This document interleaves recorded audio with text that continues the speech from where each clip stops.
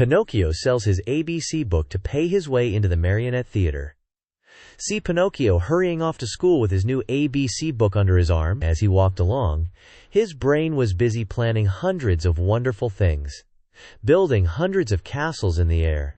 Talking to himself, he said, "In school today I'll learn to read, tomorrow to write, and the day after tomorrow I'll do arithmetic. Then, clever as I am, I can earn a lot of money. With the very first pennies I make, I'll buy Father a new cloth coat." Cloth, did I say? No, it shall be of gold and silver, with diamond buttons. That poor man certainly deserves it, for, after all, isn't he in his shirt sleeves because he was good enough to buy a book for me? On this cold day, too. Fathers are indeed good to their children. As he talked to himself, he thought he heard sounds of pipes and drums coming from a distance. Beep, beep, beep, beep, beep, beep, beep, beep, beep, beep, beep, beep, beep, beep, beep, beep. Zoom, zoom, zoom, zoom. He stopped to listen. Those sounds came from a little street that led to a small village along the shore. What can that noise be? What a nuisance that I have to go to school otherwise. There he stopped, very much puzzled. He felt he had to make up his mind for either one thing or another. Should he go to school, or should he follow the pipes? Today I'll follow the pipes, and tomorrow I'll go to school. There's always plenty of time to go to school, decided the little rascal at last, shrugging his shoulders. No sooner said than done. He started down the street, going like the wind. On he ran, and louder grew the sounds of pipe and drum.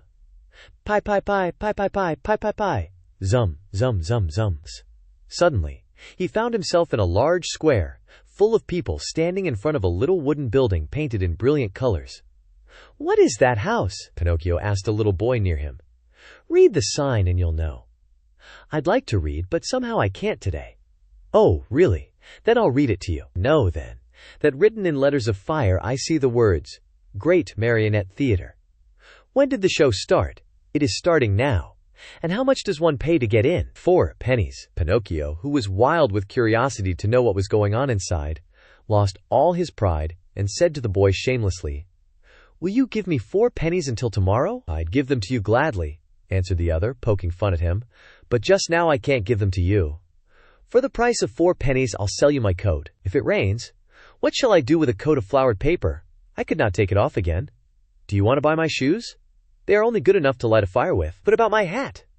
Fine bargain indeed, a cap of dough. The mice might come and eat it from my head." Pinocchio was almost in tears. Oh, he was just about to make one last offer, but he lacked the courage to do so. He hesitated, he wondered, he could not make up his mind. At last he said, "Will you give me 4 pennies for the book?" "I am a boy, and I buy nothing from boys," said the little fellow, with far more common sense than the marionette. "I'll give you 4 pennies for your ABC book," said a ragpicker who stood by.